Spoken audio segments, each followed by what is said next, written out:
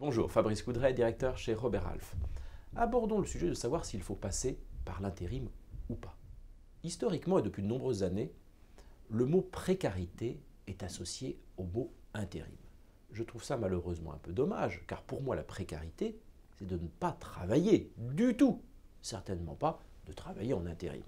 L'intérim permet de cultiver quelque chose de très important, son employabilité.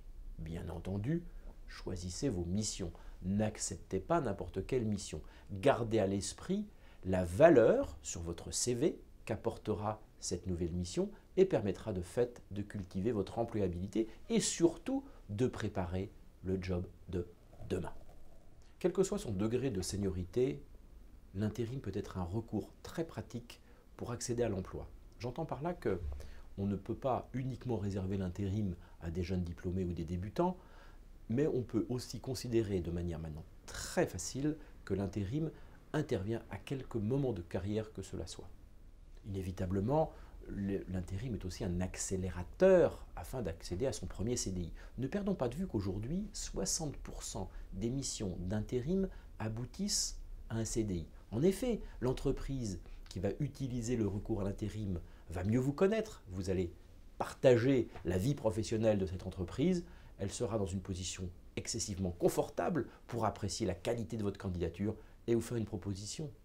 Elle se souviendra de vous, même s'il n'y a pas un poste en CDI immédiat, et elle appréciera, car beaucoup d'entreprises sollicitent une agence d'intérim pour voir revenir, si tant est que cette personne soit encore disponible, pour une nouvelle mission.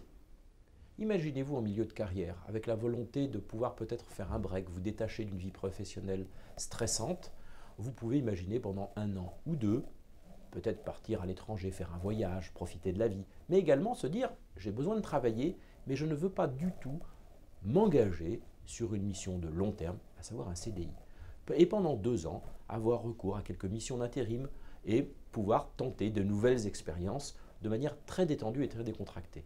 Je peux vous assurer que beaucoup de cadres, de non-cadres, de gens expérimentés qui ont 10-15 ans d'expérience peuvent, à travers des missions d'intérim, faire une transition de carrière tout à fait réussie.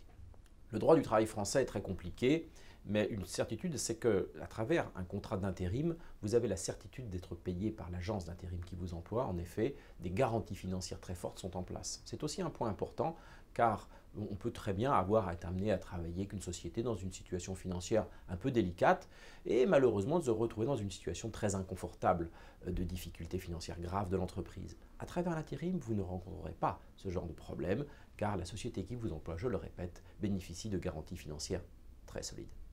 Tout ce qui permet un retour à l'emploi, y compris l'intérim, sont des moyens tout à fait positifs.